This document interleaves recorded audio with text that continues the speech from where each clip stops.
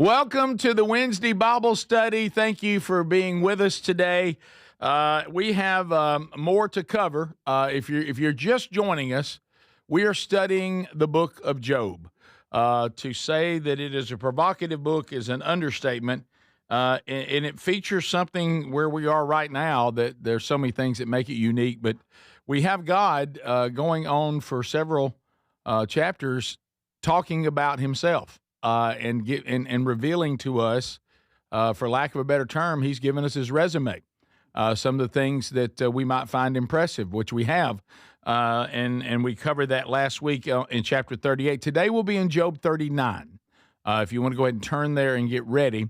If you missed any of this series or any of our past series, you can find archives. You just go to themanchurch.com, use the media button, and you can watch or listen to archives of this study, our studies past. Themanchurch.com is a hub for a men's discipleship strategy. It was so wonderful, even over this past weekend, to go out and see it in action, and had an opportunity to go back to my home county. It's always a little, it's intimidating when you go back home when you realize that even Jesus was treated poorly when he went back home. So I had that in the back of my mind, and it was a little shocking when I got back to where I went to high school. People claiming to be people that I knew, but they couldn't be those people because it was a bunch of old men. So anyway, it was great. But watching it work. So Rick, what do you mean? How does it work? It's a strategy that's twofold: high challenge, which has been around for a long time with men's ministry, but high challenge must also feature high equipping or discipleship. If all we do is just challenge and we don't equip, frankly, we leave men frustrated. So what we're doing is we're challenging in the form of events, conferences, but we're also equipping in the form of 40-week curricula. We have 6 of those, and we also do it in the form of individual resources, devotions, and books. And if you'd like to find out more about what we do, we'd be more than willing to help you, and even find gatherings that are going on near you, including our conferences coming up next year. Go to themanchurch.com. Also, we do a podcast called Strange Encounters. We teamed up with Blaze Media for that podcast. It's about spiritual warfare, the entire podcast. There's 20 episodes. If you'd like to find out more about what the Bible has to say about the supernatural, even in our present time, just go to wherever you get podcasts and look for Strange Encounters. If you'd like to find out more about my day job, I host the Rick Burgess Show. Go to rickburgessshow.com. We're in those studios right now. So let's open up in a word of prayer, and we'll jump into Job 39. Lord, we thank you for the opportunity to jump into your holy word today to learn more about you. Always when we study the Bible, we're learning about you, but to hear about you from you is quite an experience. And just like when we left last week, I can only speak for myself, but I had others say the same thing. You prompted us to worship you. And to be in awe of you, to fear you, but at the same time, just be so grateful for your grace and mercy. And Lord, just guide us through this next chapter about you. In your name we pray. Amen. So, last week, if you missed it, Job heard from God, and he kind of had Job take a look at creation and how weather works and all these things. And he asked Job some tough questions. If he could do those things, Job, of course, has no answer because the answer is no. Interesting. This is very intriguing in so many ways. Toward last week, we saw the one and only living God starting to show Job the animal kingdom. That's all he's going to do in 39. Interesting. Now, I want you to think about how many animals that God has created. It's mind-boggling. Just the number of species of birds is more than we can even wrap our mind around. And when I think about the creation of the animal kingdom, especially when you get to things like birds that have so many different versions, it really is something I heard one time about. You ever heard these people say, well, there must be alien life out there. I just have a hard time thinking that God just created, beings on Earth. It just seems like, and we've got the vastness of the universe. That just doesn't make sense. And I loved the first time I heard, or I can't remember the commentator. It said, "Have you ever thought about the vastness of the universe? Maybe telling you how big God is. Maybe He just needs the room." You know, and one of the things that you think about too is it's obvious. We don't really this. I don't think this is even speculation because it's so obvious. Is that the creator side of Him is so powerful that He just keeps on creating. It's like just think about how He can have so many different colors and designs and just the uniqueness of each thing He's created and he's going to pick. Now, I want you to think about this, and I've always thought about this. He's going to spend 39 talking about the animal kingdom, and we'll have some creatures coming up later that kind of boggle the mind. Many think this is evidence of the that dinosaurs existed in Job's time. We'll talk about that later, but today we're going to talk about animals that we are familiar with. And it was interesting to me the ones that God picked. So I'm going to show you my glory, and I'm going to show you what I can do. And He picks these animals. It's interesting, and it's even interesting what He says about them, and the points He's making about Himself through these kind of odd all-star team He puts on the field of all the animals He could talk about. So He starts off with one to me right out of the gate that I wouldn't expect. If God's going to give me His resume, and because he starts off, talking about a lion toward the end of last week. Then He goes to a raven, which I thought was kind of an interesting choice. But the lion I could see, that one I would expect. But would you expect Him to then move to the mountain goat? I wouldn't expect that. But there's a reason because, and we'll talk about that. So the next thing that God says, He's already talking about animals as we ended last week. I'm not sure why they didn't just put those two in here too, but they didn't. Do you know, this is God talking, do you know to Job and those that are listening, do you know when the mountain goat gives birth? Interesting. These exclusive animals that seem to float gracefully over the roughest terrain. You've ever seen a mountain goat, how they can just, it's amazing the terrain that they just bounce through like I would be walking across a parking lot. I even struggle to get across a parking lot if it's not even, and they float gracefully over the roughest terrain. They stay as far away from humans as possible. And in these days, they don't have a National Geographic. So no one has gone out with the budget of the people we have and say, we will now go study the mountain goat, and we'll tell you everything about the mountain goat you've ever wanted to know. Did you know that these National Geographic, and I'm just using that as one of them, but these photographers and these filmmakers that go out to study these really elusive animals, have y'all ever seen the information on how long they stay out there like to get a shot of the snow leopard? They are out there for days and days and hours, hidden, camera face, going, at any moment, I'm going to capture the fill in the blank. But they didn't have that. So keep in mind, when God is saying, how about that mountain goat? They don't know much about it. Because they're so elusive, very many humans ever even saw them. But when they would see them from afar, you would see them bouncing through this rough terrain. So they have not been studied in the details that they have today. So keep in mind, Job would have very little information on the mountain goat. So when God is saying to him, because let me tell you what He can't say. You know what? I actually do. I watched that National Geographic thing, and I actually know when they give birth. I heard all about it. He wouldn't know that at all. So God says, do you know when the mountain goats give birth?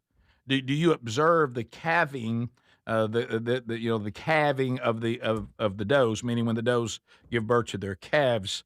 These are really, if you're looking at what He's talking about, you can write this down. Ibex, IBEX. This is the animal He's talking about, so they also stay around some of the caves that are up in these mountains. And right now, if you went there, they still roam in small herds on the western edge of the Dead Sea. Now, Job doesn't know when they birth. Job has never seen a female mountain goat give birth, so he has no idea. And so God is saying, you don't know these things, but I do. So remember everything God is saying about himself. Not only did I create the mountain goat, and look how graceful it is bouncing around on this rough terrain. I gave it that ability. I also gave it the ability to reproduce. I gave it the ability to carry the calf to term. I gave it the ability to know when to birth the calf. I actually created the birthing process, and I actually created the calf to be able to nurse the mother and then get to its point where it's independent to stay away from predators. I did all that. And Job, did you do that? I mean, have you got anything you can even right now? Job's already in over his head long before we get here, but this is not helping. So now in verse 2, can you number the months that they fulfill?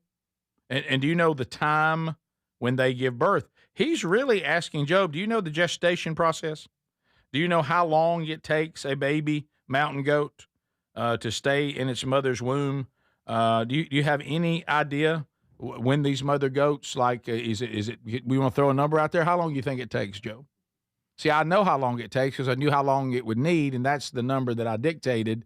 And so I actually, I know how I create up the conception. I created that, and I thought, this calf, to be able to survive, needs to stay in the mother's womb for this amount of time, and this should be the time it should be birthed.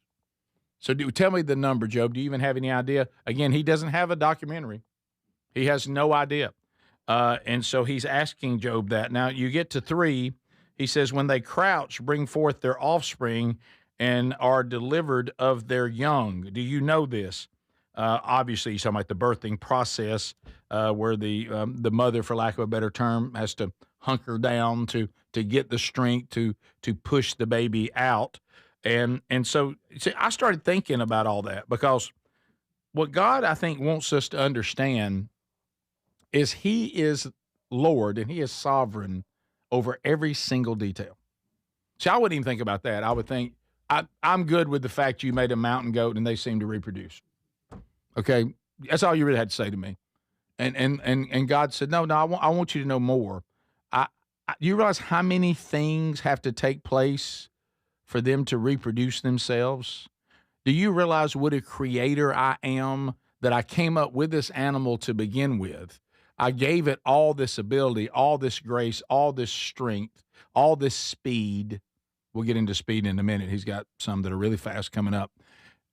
But I also, something as simple as, what is this instinct that the mother even knows how to birth the baby? I didn't just create the mother. I didn't just create the baby. I created the process from beginning to end. And this is mind-blowing because it would be mind-blowing to us with all the information that we have about animals now. It's really mind-blowing to Job because he has no idea how any of this takes place. Well, it's not likely. It's probable. It's probable that suddenly Job, if he ever got a chance to see a mountain goat, which they were very elusive, and he might see a baby goat, I doubt he ever saw one being born. I don't know that he would have ever been in position to pull that off. First of all, to get to where they birth, I don't even know if he can get up there. So God is making this point. So 4, he's going to talk about the cycle of life. Their young ones become strong. They grow up in the open. They go out and do not return to them. He's even adding this detail. Job, I have created this cycle of life so much. I didn't just give up. I stayed with the calf when it's been born. I know how long it needs to stay with its mama before it is strong enough to go out on its own, feed itself, and leave its mama. I even know that time period. I came up with that. Job, you have anything to say? Do you think you could have accomplished any of this? And of course, the answer is no. Interesting now that we go to the process of all the animals I think is coming next. The donkey is not it. The wild donkey, that's important. Now, if you have King James Version, it is It is what I was called a few times. Yeah, and my dad would also insert the word dumb or wild. And for the longest, I thought that was my middle name. So remember that my dad was the one that came up with the wonderful phrase, if I'd ordered a truckload of stupid people. But he said a different word than stupid people. And all I got was you. You were the only one I got. I would have got my money's worth. So anyway, so he now looks to these wild donkeys that roamed this area, and they're still. Have you ever seen them? You ever seen a documentary on them? They're still out there, and they're wild, and we see that wild donkey, believe it or not, appears in the Old Testament 10 times, and in the King James Version it uses the other phrase, and that's one of the things that Greg keeps saying on the day job. He says, "I can't get in trouble for saying this. It's the name of an animal. I'm simply saying you're acting like an animal." And we're like, still, I just don't think it's great. You know what I mean? But anyway, in the Old Testament, 10 times, 4 of them is right now. It has already been mentioned in Job chapter 6:5, and chapter 11:12, 24:5, and now here. Now, it refers to the wild donkey's freedom. Look at 5. Who has let the wild donkey go free? Who has loosed the bonds of the swift donkey? Okay, the donkey is an impressive animal. It doesn't feel that way in the beginning, had a pretty prominent role in some pretty big things. But here it's talking about the freedom. He has been, I've set him loose. And this one seems to ridicule Job just a little, because he's now getting into a place where he's kind of having a little fun with Job about how the distance between Job and God. Verse 6. To whom I have given the arid plain for his home and the salt land for his dwelling place. Now, I know, now this is great, not only have I turned the donkey loose because it needs room. This thing's wild, it runs crazy, so it's got to have some room. I created the room that it needs. So I'm everywhere in this. The donkey, I've created him. I've set him free to enjoy the space that I also created. And what he's talking about here is the Salt Sea or the Dead Sea. It's that same area where these wild donkeys ran crazy. And 7, he scorns the tumult of the city. He hears not the shouts of the driver. The donkey is so free and so far away from anything. The hustle and bustle of city life never even comes into his world. He's got so much room and he covers so much ground. He's so far away from the things you know, Job. This is once again him ridiculing Job, that he's telling Job, remember we talked about this before, you have a pretty small view of all I've created. You haven't seen that much of it. I'm so much bigger than anything that you can comprehend. There's things going on, Job, that are away from the little city life that you have lived. There's the wild donkey is not even part of city life. Okay? It's a whole different world, Job. And I created where you live, but I've created where they live. I'm unlimited. You are quite limited. And then we get into verse 8. He ranges the mountains as his pasture, and he searches after every green thing. Interesting. Though he lives a life of freedom, he still has to find food on his own. So he does. But remember, here we go again. God showing us everything. I created the donkey. I created the room that the donkey needed. I created the swiftness, the strength, the wildness of the donkey. He must go. He must cover all kinds of ground. I have put in him the ability to go and find food in what appears to be the vastness of his home. And oh, by the way, I created the food that he eventually finds. Wow. I mean, it is really showing a resume that has Job certainly by this point with his mouth wide open going, I wish this would end at some point.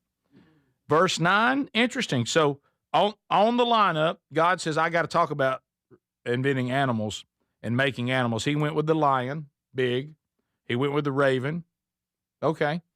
He's gone now with mountain goats, wild donkeys. Next, a wild ox. Now, it's important that both the donkey and the ox, he's not talking about the domesticated versions. He's talking about all these animals had to be domesticated, but they wild out there in creation. And he's talking about, in these two instances, you'll see different when we get to the horse, but he's talking about wild ox. He's talking about wild donkeys. So he says, is the wild ox willing to serve you? So Job, let me ask you, can you just walk out to a wild ox and just say, I want you to come to work at my farm? And then he just goes with you? Will he spend the night at your manger? Did he just ease on in there? So you can go out there and grab a wild ox, and you're just going to walk him to the barn, and he's just going to walk in there and go to work for you. It really doesn't work that way. 10, can you bind him in the furrow with ropes, or will he harrow the valleys after you? What these are questions that he's asking about the wild ox. Are you going to round him up, take him away from his freedoms, live in your barn, go to work for you? Is the oxen going to just go out there and stand still for you as you hook him up to the plow? Is that what's going to happen? Anybody ever been around farm life or been involved in ranches where you had to break some animal for it to become domesticated? I've never experienced that. It looks like a handful. From what I've seen. Now, I've worked around cows, not an ox, but I've worked around cows, and it does seem that they can sometimes be unwilling to do what you want them to do. And if they are, there's not a whole lot you can do about it, and especially dealing with bulls. But I have been chased into a farm pond by a bull before. And you're standing out in the pond going, well, if he never leaves, I wonder how this ends. But that has happened. But this is a different situation. He's saying, I just don't think that a wild ox is going to go to the barn, is going to stand there and let you, just hook him up to the plow. And 11, will you depend on him because his strength is great? And will you leave him to your labor? Are you going to make the ox work for you? And now, Job, do you agree to get a wild ox to the manger, hooked up to the plow, and go to work for you, that's no easy task? It's not just going to happen? For me, it would be. Because I created the wild ox. I could take a wild ox and I could domesticate him with no problem at all. I don't think you can do that. Can you take this wild animal that I've made for you without all your farm hands, without all the people you got trained? Could you go out there, take a wild ox, and get him to go to work for you? And, of course, Job, I'm sure, is given a big no, I don't think I could. Verse 12, do you have faith in him that he will return your grain and gather it to your threshing floor? Can you trust a wild ox to just do what you tell it to do, gather grain, haul it in for you? Can you get it to do that? You ever seen a wild ox? They're big, and they're strong, and they're ornery. They're difficult. As a matter of fact, I read up on that, and it said even when you had them, they were very hard to deal with. Even the domesticated ones. Many times they would dump the grain out because you couldn't get them to stay straight. And again, I mean, kind of one of the things we'll get to when we get to the horse, one of the things that always bothered me about livestock, and they're so-called domesticated, when you're on a wild animal, even when it's domesticated, the things that we have that get them to turn and go and the things we connect them to, if they decide today they're not into it, there's not a whole lot you can do about it. And that always bothered me. Plus, they don't have a clutch. It's kind of like I'm on a beast and I can feel this power. I understand that maybe 10 times he's done it the right way, but if he decides today it's not going that way, it's going to be really difficult. So the ox is another thing he wants Job to consider. So we got lions, we got ravens, we got mountain goats, we got donkeys, we got ox. Now here comes an odd one. On God's resume, he will include the ostrich. And he said some things that have got a little depth to them.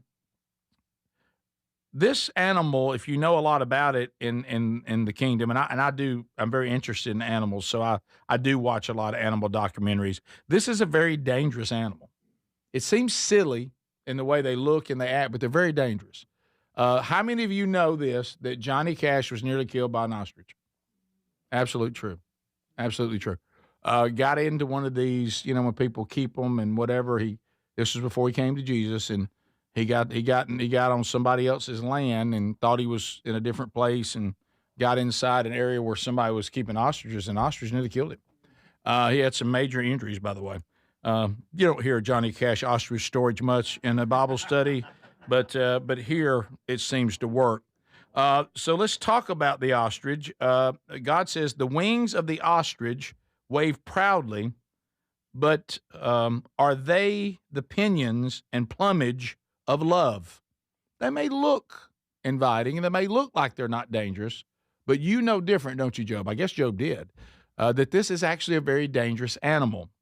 I think we're going to see later another animal that I did expect, two animals I did expect in the resume.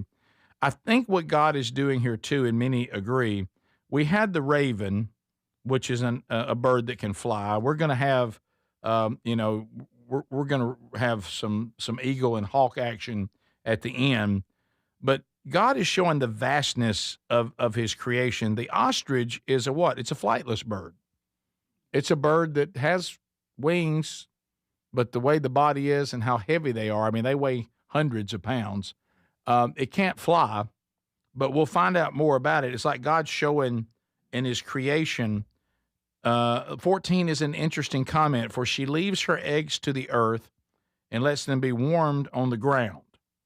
They're really not in the region where Job is anymore today, but they were at one time. And the female lays the eggs out in the open, but the eggs are kind of the color of the sand. So they would be camouflage, but they were kind of out in the open. And 15, look what he says about this, though. Forgetting that a foot may crush them and that the wild beast may trample them. This is interesting. By the way, if you know about ostriches, the male actually deals with the eggs sometimes more than the female. And they're left, when like a predator shows up that might give the ostrich some issues, think a lion or something like that. A lot of times they will run off to try to get the predator away from the egg so they don't step on them. But it really lays out in the open, camouflaged by the sand. But really, if you think about it, if she can't get them to stay away from there, or even if a big ox came along, they could just step on them and crush them. And sometimes this did happen. So look at 16. She deals cruelly with her young, as if they were not hers, though her labor be in vain, yet she has no fear. So now he's telling us that he's created an animal that lacks maternal concern for the offspring, and she really has no fear of the outcome. At first you think, well, she has no fear of anything else. That's really not what he's saying. He's saying she throws them out there in the open. She doesn't really have a maternal connection to them. If they get destroyed, it doesn't really bother her. And he's saying, see, this is the vastness of my creation. I've even instilled in this particular animal, I didn't really put a maternal connection or a concern, and that was my call. And by the way, in 17, he said, I even have decided that this animal will not have wisdom, because God has made her forget wisdom and has given no share in understanding. God says that he decided not to give this bird wisdom. He did not endow the bird with any ability to make wise decisions. Interesting. So God can decide, even in an animal and some bizarre bird, here's the things I want this animal to have, and here's some things I'm not going to give it. And you say, well, why did you do that, God? And he goes, that's of no concern of yours. I did it because I'm God. And you go, well, yeah, but I have to know why. And somewhere God says, well, I know why I did this, If I told you how all this worked, your head would likely explode. I remember my ways are not your ways. I would go, if you can give all the animals wisdom, shouldn't you just give them all wisdom? But he says, in this case, I didn't. It could be that this bird does not have wisdom because he realized physically when he finished making this bird, he's like, if I give this bird wisdom, it's going to kill a lot of people. At least hopefully you just hope that it's dumb enough that it won't follow you, when you're getting away from it, because you can't outrun it. You're going to see that. By the way, these things are extremely fast. So this is another thing God is showing. I didn't give it a maternal instinct. I didn't give it wisdom. I didn't give it understanding, but I did give it speed, and I did give it strength. So see, he did give those things. So and that, I think one of the things, I know we're not animals, okay? But I have been guilty of this so many times, and I do think the message is here in this silly animal, okay? How many times have you found yourself concentrating on what God didn't give you, and somebody had to sit down with you and say, can I run the list for you, all the things God did do for you? All the things God did give you? Right? I mean, it's like I've told you this before. Something as silly as doing what I do for a living. And God says, Rick, here's today response from the audience. 300 comments today, okay? 298 are going to be encouraging. I'm going to encourage, and I'm going to love on you, and I'm going to build you up today, and I'm going to give you what you need so you can come back and do this again tomorrow. But I am going to allow 2 negative comments just to keep you humble. And what do I spend the rest of the day on? 2 comments. And God says, so I give you 298 of encouragement, and I give you 2 that challenge you and humble you, and you've forgotten the 298. I gave the ostrich speed, and I gave it strength.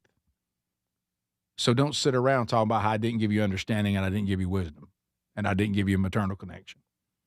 Because if I didn't give you those, I've deemed that the way you're created, this is what you need and this is what you don't need for you to be what I want you to be. I know I'm talking about a silly bird, but it works. I mean, that is a takeaway here, because God's not telling Job what he gave and what he didn't give for just some random reason. So here we go. Let's talk about the speed of the animal. And it has plenty. It says, when she rouses herself to flee, if she decides to run, she laughs at the horse and his rider. Interesting. So if you want to know a little something about the old 300-pound bird, you got a 300-pound bird that can run 40 miles an hour. That's picking them up and putting them down. And how about that? That's a load coming at you at 40 miles an hour. Okay, so you realize that if you were pursuing the ostrich on a horse, you could not catch it. She laughs at a rider coming after her on a horse. So again, I did give you that, and that's the reason why maybe we would look, like I said, if I gave her everything, she would be so dangerous out there if she had understanding, maternal instinct, which would make her want to kill everybody that went near her eggs. And let's say she can run 40 miles an hour. She's 300 pounds worth of strength. Okay. But yet she also was smart enough that you couldn't get away from her. And she also would kill anybody that went near her eggs. That'd probably be problematic. And, with her feet, they have these big claws. She can disembowel you. That's usually how she kills her. She kills. She takes that toenail, and she'll come down your gut and just let your guts fall out. There's a pleasant thought if you ever decide to take on an ostrich. But anyway, so next we move to really what is one of my favorite parts of his animal resume, the war horse. I wish that I was not afraid of horses, because they're so majestic and they're so beautiful, and they made the resume. I'm terrified of horses, and I wish I wasn't. That's a big animal. It's a lot of speed, a lot of strength. There's a lot of reasons why I'm afraid of them. I've had some bad horse experiences, and I don't want to be afraid of them because I find them incredible. And if you've ever watched the movie Secretariat, that slow motion shot of Big Red picking them up and putting them down, and they begin to quote this out of Job as that big horse is coming around the track, the greatest racehorse of all time. It is incredibly impressive. But speaking of that name, have you ever had that friend that if they were not in your life, you would have avoided a lot of bad situations? And I have this friend. We're still dear friends today. He always wanted to do things, and every time I would go on one of his adventures, I would always get injured. One time I nearly drowned. So he comes up with this brilliant idea that while we had time off from class, we were going to work a horse farm in Jade, Florida. And I'm like, what do you mean? He goes, no, we're just going to be raking, hay and brushing the horses and cleaning up dung. I'm like, well, that sounds great. And he said, but they'll feed us and we'll make some money and all this. Okay. So we get there, and that's what I think I'm doing. I'm not a horseman. Okay. All of a sudden, I've been doing the raking and all that. It seems like it's going well. We've been brushing horses, and all of a sudden the guy says, all right, guys, let's take them out for a ride. Excuse me? What did you just say? He said, well, these people board their horses here. We got to ride them. That's part of what the service is, because you keep them domesticated, keep them broken. You got to ride them, or they'll start being difficult again. And I'm like, I'm riding one? And he goes, yeah, get on a horse. So I don't know anything about the different horses. So I get on this horse. I think it's a normal size horse. All of a sudden the doors open and I come out on it, and he goes, oh, I see you decided to ride Big Red. And I look, and I'm towering over all the other horses. And I'm like, I'm on the biggest horse? Oh, you got the big one. And you must be something. I'm like, no. And I don't want to be on this horse. And the little quarter horses were like coming like right here. And I'm like, I'm on a giant horse. And so we go out for the run. Well, my so-called friend, what does he do? And he's pretty good on a horse, which was weird because he played nose guard, and I felt so bad for the horse. There was a lot of stew on that horse. And he comes by and he slaps the butt of Big Red. And Big Red takes off with me. Wide open. And Big Red can go. And I'm riding, and Big Red gets in some mud because I don't know where he's going. And all of a sudden he goes down. He starts losing his footing. And I come all the way off that horse and hit, and I nearly got ran over by the horse. And got up, and I stood up with mud all over me. And I was like, first you have to say, am I alive? Did this kill me? I look around. Yeah, I'm still where I'm at. And the guy comes running up, and he goes, well, you Big Red threw you. And I said, yes, he did. Yes, he did. You all right? I said, can I request, do you have one that y'all named Old Nearly Dead Gray? Can I ride the nearest death horse that's here? And they finally brought it some old, bad-looking horse. The horse even looked at me like, I'm out if you're out. I don't even want to go. And he came by and slapped that horse, and that horse didn't even move. It was just like, So I finally got on one that was named Glue, and that was a much better ride. So I've been stepped on by horses, step on my feet. Had a horse try to kick me one time. I don't like horses, but I wish I did, because they're majestic and they're beautifully made. So horses, we think this is clearly a war horse because of everything God says about this horse. Mainly owned by royalty. The royals were really the only ones usually that were riding these type of horses. The first time we see a horse show up is when Joseph is taking care of Pharaoh's stuff in Genesis 47:17. That's the first time we hear about a horse in the Bible. But horses have been a huge part of creation. So look at 19. He says, did you give the horse his might? Do you clothe his neck with a mane? That's so straightforward. Can't you see him? Job, I'd like to know, did you give, because Job has probably seen a horse, did you give the horse its beauty and strength? Look at it. You ever looked at a horse? They're impressive. Man, they're impressive. We actually saw some horses. Sherry's dad, my father-in-law, has horses, and the fog was coming up on Saturday morning, and we were in Gunnersville. I'd spoke the night before, and we stayed there to see some family, and and we were at where Sherry grew up, and we're looking out over this pasture, and you see the morning fog is out there, and see those horses standing in that morning fog. One of them is all white and has blue eyes, and started walking through that fog towards us. I'm like, man, I wish I wasn't afraid of horses. And then all I can think of is, hey, it's coming near us. It thinks we're going to feed it.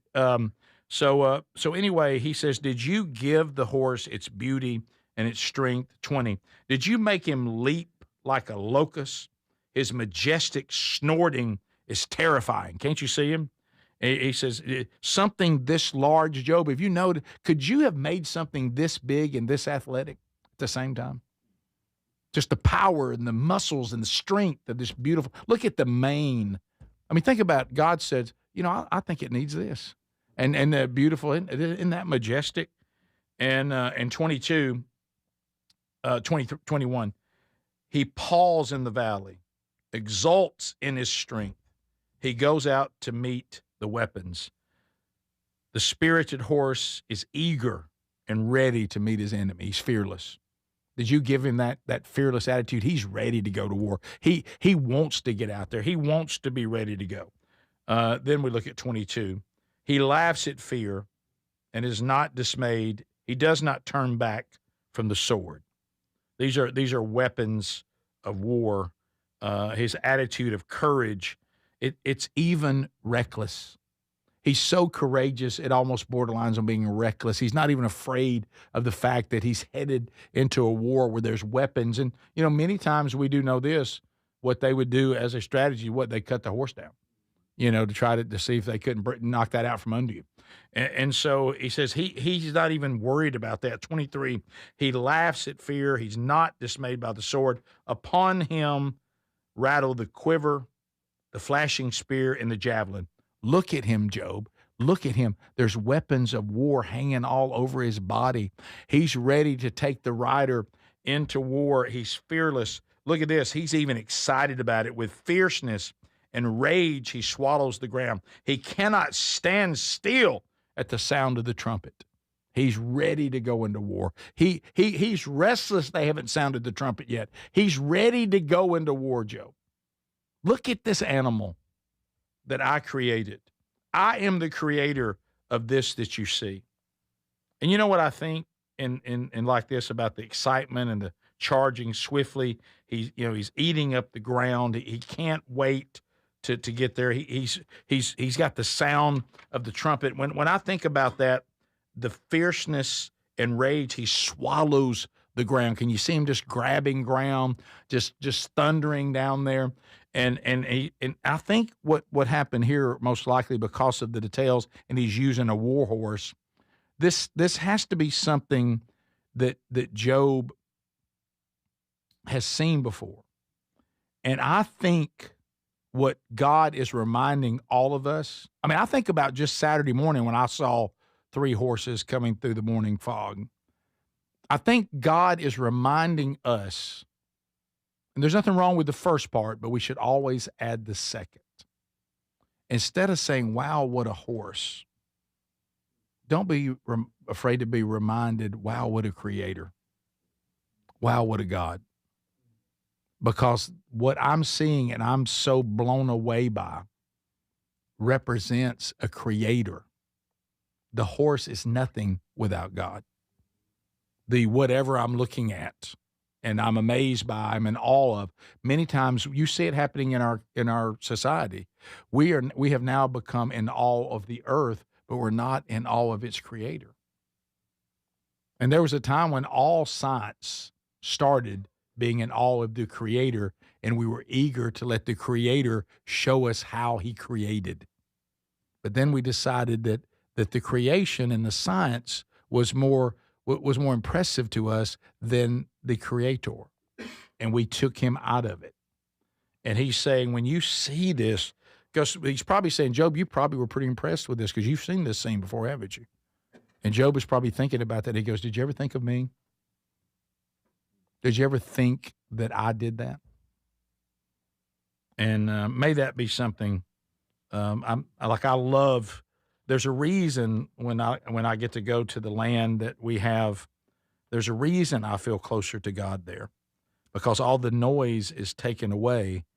But I have through this study saying the next time I step on that hallowed ground, I'm going to be impressed with what I see, but what I see is going to remind me of how wonderful God is, not how wonderful a rolling green hill might be. What about the one that orchestrated the rolling green hill? When I'm looking at that, because I love hardwoods. Do y'all love hardwoods? And you're looking at these beautiful hardwoods, these trees. I saw a hardwood over the weekend that it was easily 200 years old. And it just stretched out. And I thought, how long has this thing stood here? How many things have happened all around it? But it's nothing compared to God. It's only been here a few seconds compared to how long he has been, because he has always been. 25, when the trumpet sounds, he says, aha! He smells the battle from afar, the thunder of the captains and the shouting. The sounds, he loves the trumpet. He loves the sound of war. He loves the sound of battle. He smells it. He hears the shouts. Yes, he's domesticated, but this image is powerful. This animal, back to my point, this animal, though domesticated, is always on the verge of being out of control. The bridle, the bit, it's just an arrangement. If that big old strong son of a gun decides not today, he can take you anywhere he wants to go. He's right on the verge of being out of control. Especially if you don't tighten the bit and he's able to get out in front of his teeth, and now you're just pulling across the front of his teeth. Be sure it's snug, and you might have a chance. This is designed by God to cause Job to be in awe of its wonder and respect, its impressive sight, so that he remembers how impressive God must be. Now we get into birds of prey. Is it by your understanding that the hawk soars and spreads his wings toward the south? I love birds of prey. I'm in awe of them. They really blow me away. So this is a type of hawk, because the reason why he's telling it which way to go here, spreads its wings toward the south. Because when I first saw that, I'm like, well, hawks don't migrate where I live. Well, Rick, you're in the south, buddy. But also, this is a type of hawk that he would have been familiar with. And it actually goes to the south in the autumn. It's called a lesser kestrel, Kestrel. And what Job had noticed from where he lives, there was a time of year these particular hawks went back to Africa. And so he's saying, did you make the hawk, and did you design the hawk where it takes its wings and goes, hey, it's time for me to go back to Africa. It's about to start getting cooler. Did you give him the ability to know when to do that? And of course, Job, no. Is it at your command that the eagle mounts up and makes his nest on high? You ever seen where eagles make their nest? It's unbelievable. And he goes, so Job, just with the creation, I created this magnificent bird. I saw 2 bald eagles also over the weekend. That's an impressive animal, by the way. And their wingspan. But, when they decide to go make a nest, I mean, they're gone as high as they can get. And he said, so can you do that, Job? The eagle, the most common bird in the Bible, did Job tell and teach these magnificent creatures to do this superhuman feat? It's beyond what you can do, isn't it, Job? Now, there's some things that I've designed human beings that are beyond what they can do. So you see what I'm talking about? But right now, Job, I don't think you have the ability to fly. I don't think you have the ability to soar. I don't think you have that ability. Not only do you not have that ability, you can't create anything with that ability. But I did. When you see that hawk, when you see it go toward Africa, you think of me. When you see that eagle and you see it soar with that magnificent wingspan and you see it going back up to where it nests and doing this effortlessly, I want you to be in awe of me instead of being in awe of the eagle. And I'd like to know, could you make an eagle? Could you make a hawk? Because I did. By the way, that is the most common bird we hear about in the Bible.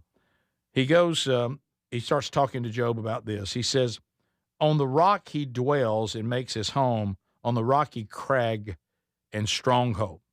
He goes there, Job, and he uses his superhuman eyesight to find his prey. By the way, Job, this superhuman eyesight, the ability to go up to this high place and scan the plains for his prey and to see clearly with eyesight that is beyond what you have, I taught him that. I taught him that. I created that eyesight. I gave him that ability. I was able to do that. 29. From there, he spies out the prey. His eyes behold it from, underline that, far away. Job, you realize how far that eagle can see? Did you know that I decided the eagle needed to see far away so he can? Can you create this bird and can you give it that kind of majesty? Can you give it that ability? The eagle finds its food. 30. His young ones suck up blood, and where the slain are, there is he. That's one of the things. Now, I want you to think about how far ahead. This one's going to be mind-boggling right now. Do you realize that Job chapter 39, verse 30, how far ahead this comment from God is? Do you know that it wasn't till just recently?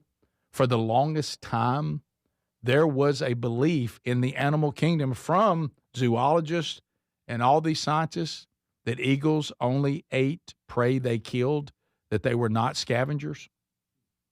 We now know they are scavengers. As a matter of fact, the eagles that I saw Saturday were eating something dead.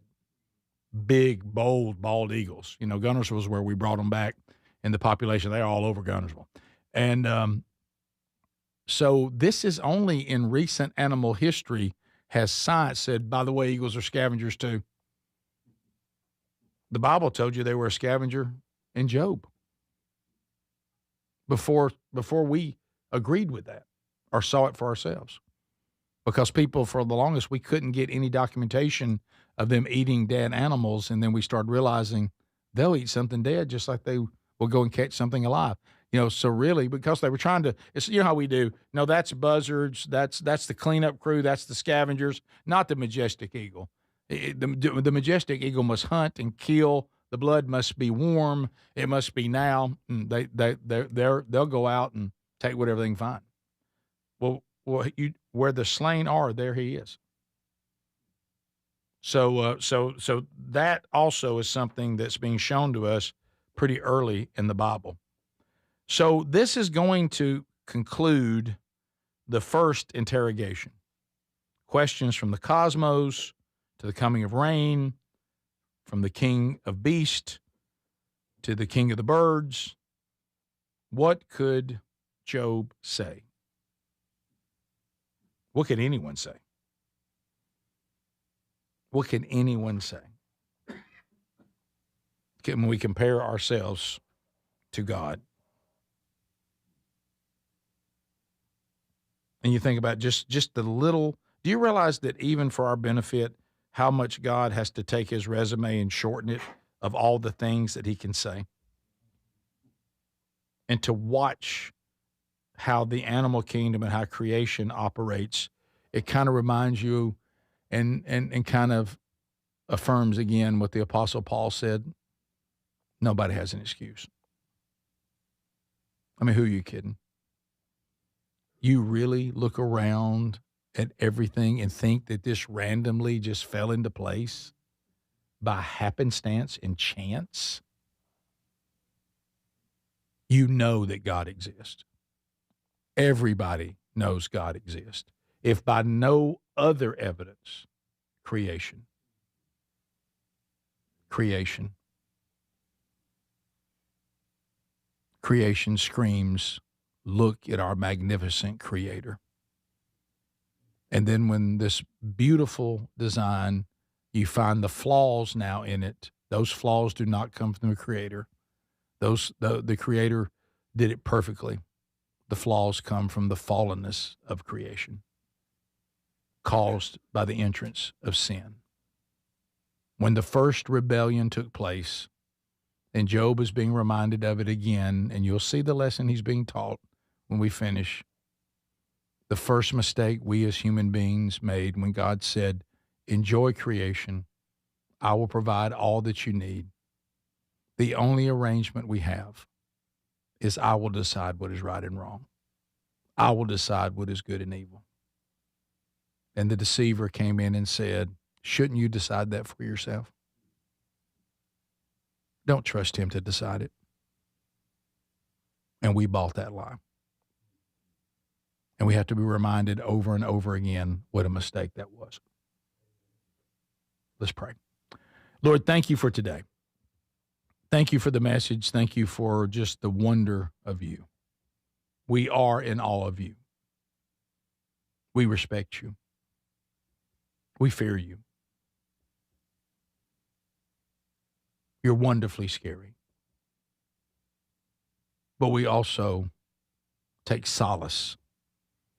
And though you are just and you are wrath and you are creator, you are also grace, you are also mercy, and you are also love. How wonderful you are and how gracious you are to allow us the opportunity to make right what we did wrong by pouring your wrath out on your innocent Son, so that all who are willing to repent and own our mistake and say we were wrong and you were right, please forgive us, that we can be made fully righteous and we can long for the day when you take this creation, as impressive as it still is in its fallen state, because you're so wonderful, that those that you have redeemed will one day be back in the garden with you again, and we'll see the new heaven and the new earth that will be even beyond what we can see now, because it will return to perfection. Oh, what a God you are. And you alone are worthy of worship. And though you allow us to enjoy this creation, we are much more impressed by its creator. In your holy name we pray. Amen.